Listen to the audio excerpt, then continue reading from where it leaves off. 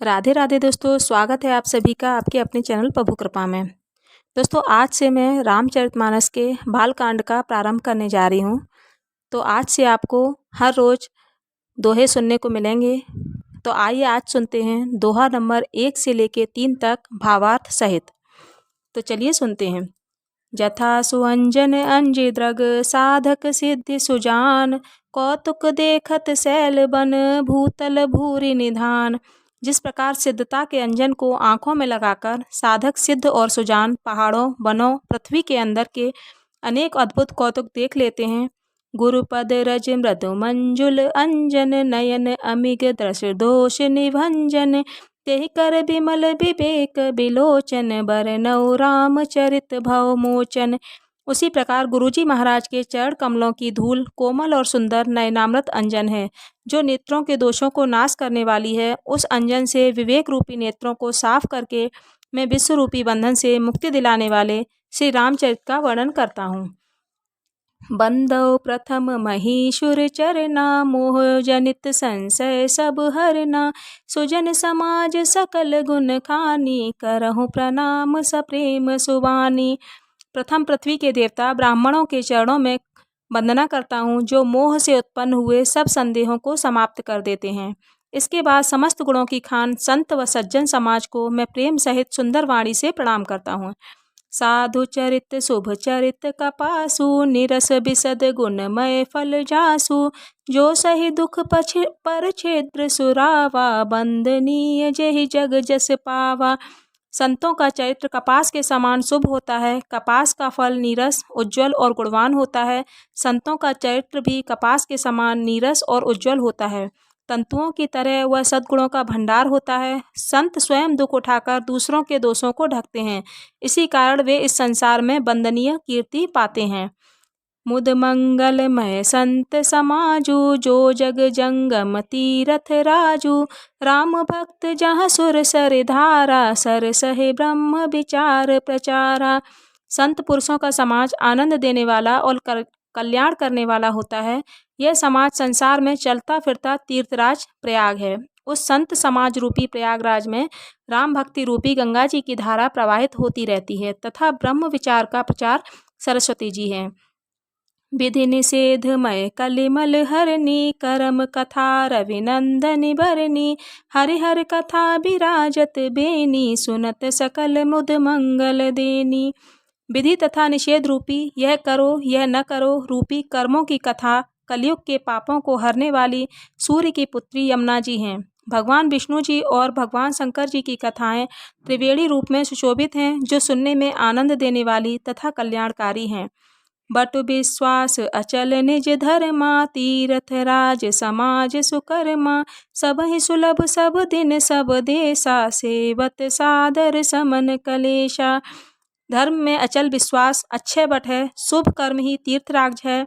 वह संत समाज रूपी प्रयागराज सब देशों में सब दिन सभी को प्राप्त हो सकता है और आदर सहित सेवन करने से क्लेशों का नाश करने वाला है।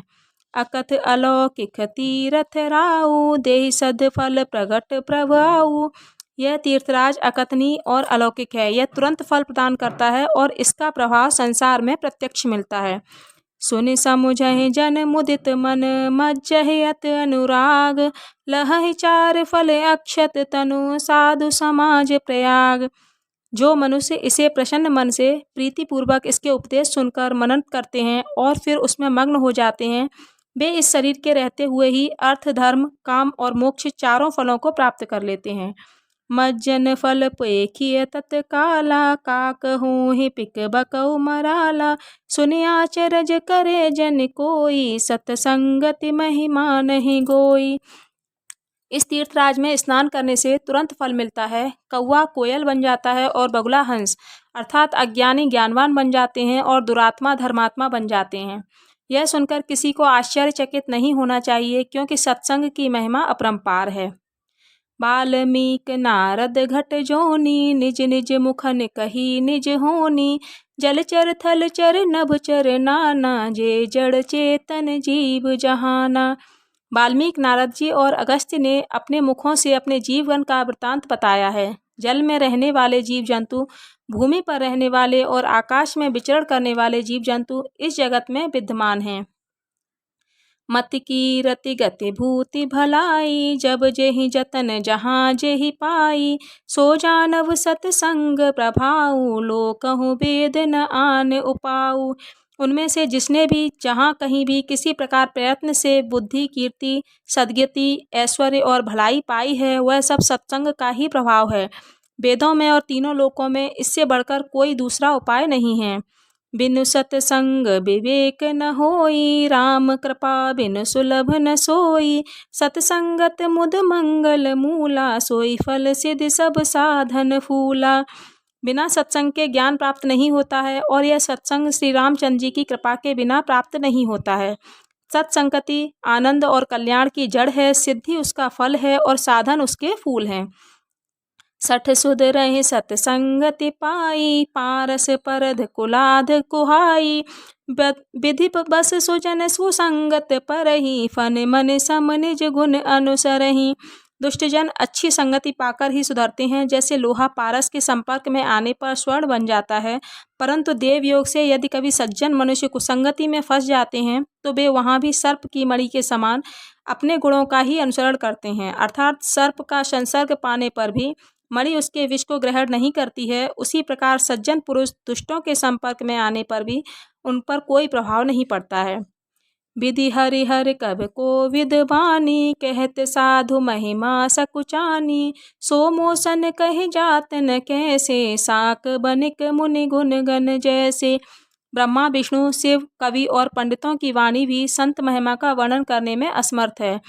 वह मुझसे वैसी नहीं कही जाती जिस प्रकार कुंजड़ा मणियों के गुणों का बखान नहीं कर सकता। बंदौ संत समान चित, हित अनहित ग्रहि कोय। अंजलिगत शुभ सुमन जिमे, सम सुगंध कर दोय। मैं उन समदर्शी संतों की वंदना करता हूँ जिनका न कोई मित्र होता है और न शत्रु। जैसे अंजलि में रखे फूल दोनों हाथों को बराबर समान रूप से सुगंधित करते हैं, उसी प्रकार संत मित्र और शत्रु दोनों का समान रूप से कल्याण करते हैं। संत सरल चित जगत हित, जान स्वभाव स्नेह। बाल विनय सुनि कर कृपा, राम चरण रति देव। संत सरल चित वाले और संसार की भलाई करने वाले होते हैं। उनके इस स्वभाव और स्नेह को देखकर मैं विनय करता हूँ कि मुझे बालक जानकर भगवान श्री राम अपने चरणों में स्थान दें। तो दोस्तों आज बस इतना ही। कल मैं इससे आगे का दोहा आपको वर्णन करूँगी। कृपया हमेशा हर रोज़ बालकांड का दोहा सुनने के लिए इस चैनल को सब्सक्राइब कीजिए। राधे राधे।